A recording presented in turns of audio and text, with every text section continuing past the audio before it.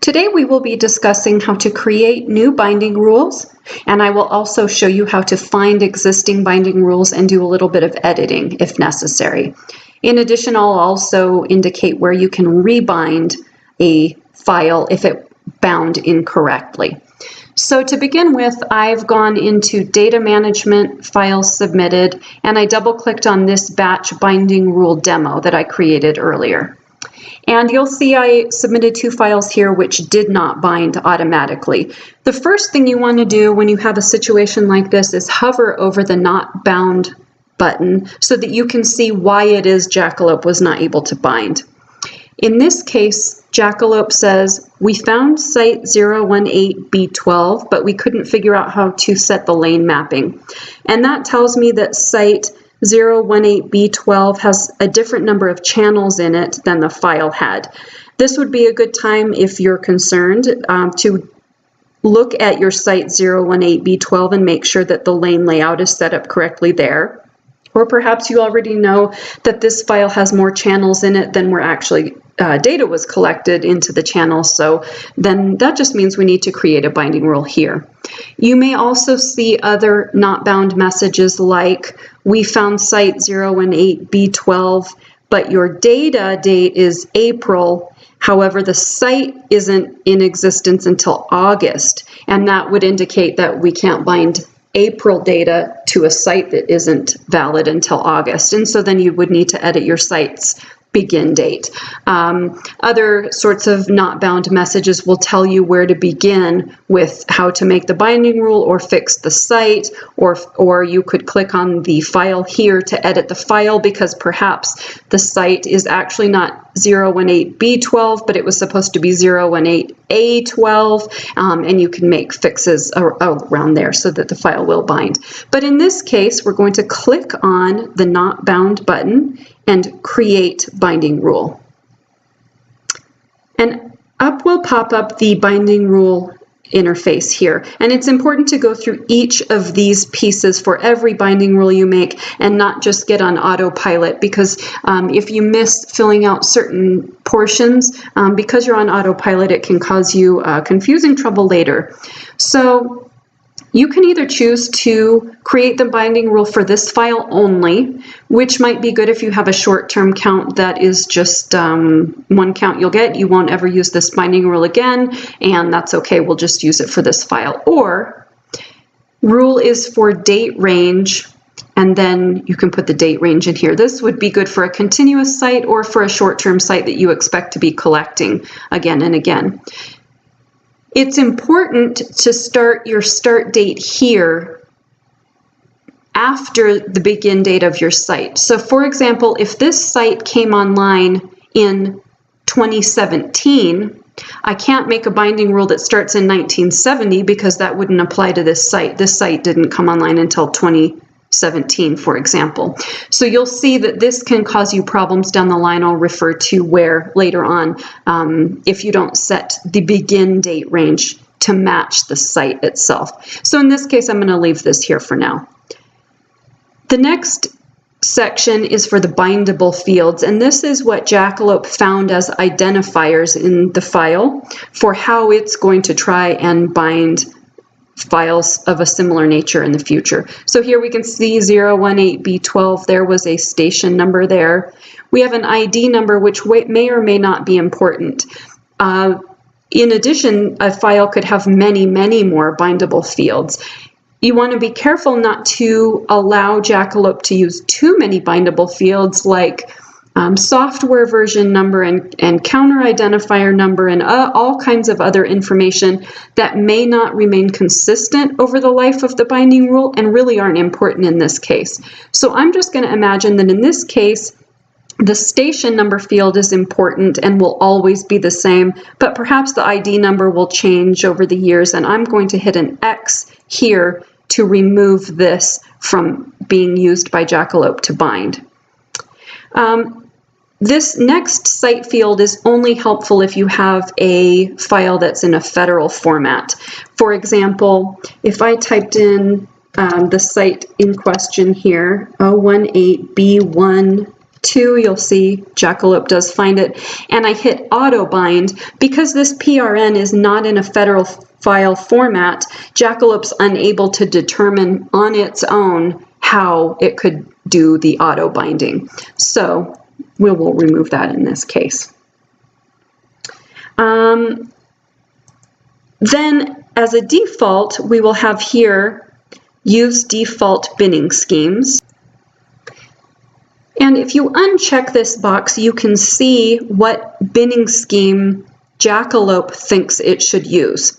This is good for you to uncheck here just to see what Jackalope thinks, and if you happen to know that this is incorrect, you could change it here, or if you're not worried about that, that's fine. You can leave it at use default binning schemes, but this will tell you what default Jackalope is expecting to use, which in this case is 4-length bins there. And then if you have external agencies that you're using data from, you could also enter that here. And in this case, we don't even have a choice. So we're just going to say, leave it at use default agency. And then we get down to the part of entering which road elements we're using here. You can tell that this site here had a total of 8 channels, counting from 0 to 7, that makes 8 channels. But a couple of the channels here did not even collect data. The bars here indicate the average amount of volume that Jackalope read in each of the channels. So sometimes that can help you see driving and passing lanes based just on the volume picture that you're getting here. So I'm going to begin by typing in my site. And once I click outside of this box, Jackalope will go and see, is there site 018B12 that's valid for this date range, and does it give me the road elements I expect? 1, 2, 3, 4 different channels in this site. So in this case, yes, I will assign this road element P lane 1 here. Now, just as a demonstration, if I were to change the date range to be, let's say, 1925, just for demonstration here, and I entered site 018B12, which I know happens to have a default beginning date of 1960, which is just the generic start date of a lot of sites you'll find in Jackalope, and I were to select 018B12 and hit road here, Jackalope would not give me any road elements if it didn't find a valid site for this date range here, 1925, and we'll say 018B12.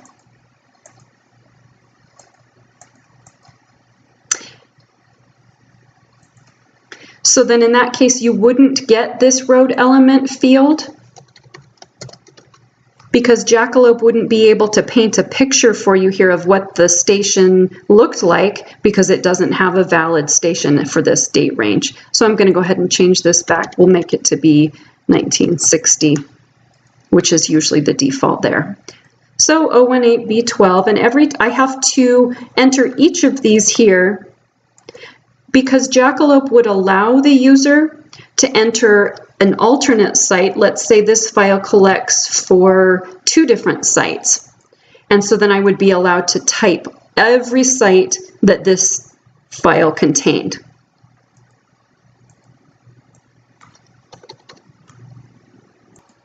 So I filled out all of these here, and let's just imagine that this is the only data I'm interested in binding. I've got positive lane 1 and 2, negative lane 1 and 2, and we'll say I'm finished with my binding rule here. I'll hit create. You'll see my spinner went for just a moment to refresh this screen, and Jackalope realizes now that I have created a new binding rule, and it's suggesting that I resubmit this batch, at least this file, with this new binding rule. So I will go ahead and do that, resubmit batch. It found that one file was ready to be submitted. Would I like to proceed? I'll say submit. So we're going to see our submission status change to resubmitted, and in a moment it will be picked up and then hopefully completed, and we'll find that this file was bound. Okay, we can see here my submission status has refreshed to complete. So in order to see what happened, I need to click refresh. And we will see now that although there's quality control issues, my file here did bind to site 018B12. One more thing to mention here, you'll see that this file had volume and length. I happen to know that this second file has speed in it. And the binding rule I created for this file is generic enough that it should bind this second file as well. However, Jackalope wasn't aware that I wanted to resubmit this file. So all I need to do here is click Resubmit.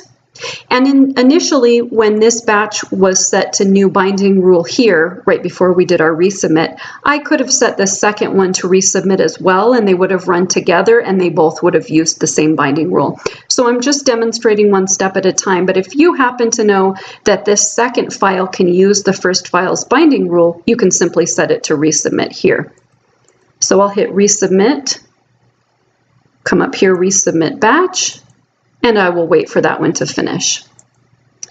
And we see my submission status is now complete again. I'll hit refresh one more time, and I will see if in fact the second file ran using my first binding rule, and it did. You can see now that Jackalope sees these two files essentially go together, and it has now put a speed button up where there previously was just volume and length, and then it put a length button down here where I know this file only happens to have volume and speed. That indicates that this one count with this date range has volume, speed, and length, although it comes from two different files. Now, if, for example, I came in to view this batch and I found that this data, in fact, does not belong to site 018B12, I can click on this here, and I can say Rebind Data. I'll first be asked just a warning that this data is going to be purged, first of all. And of course, I'll say OK. If I'm nervous about that and I'd like to review things first, I can hit Cancel. Otherwise, in this case, I'll say, yes, that's fine. We want to purge it. And I will be given a new binding rule window where I can go through and refill this out and bind this data to a different site. And as one more bit of information, if I want to go and view this binding rule I created at any time, I can go to Site Administration, Binding Command, and enter the site. And you'll see here there was an older existing binding rule, and then there was one that was just done for a short time frame. You can double click to view either one. You can double click to edit them. You could change dates, for example, collection method, binning schemes, things along those lines. Currently, there is no way to delete a binding rule. So in essence, you would just want to end date a binding rule that you no longer wanted to be used. For example, I could change the beginning effective date and end effective date to both be 1960, and then from this point forward, any files I run would not use this binding rule because it begins and ends in 1960, and so it's in effect no longer valid. You can also see here with binding rules, we have our site, our begin and end effective dates. The device type is important to see which device type each of these binding rules is for, and then the last time that those were either created or updated. And you can see here's today's binding rule because of the date of it. So if I were to double click here and decide that in fact this was to be continuous for the future, we've changed the site, or I'd like to change this lane to be P lane 2 and this one to be P lane 1, I can do that sort of thing. And I will control minus so that we can see the whole window here. And then I could either say update or close. And that is how to create and review binding rules.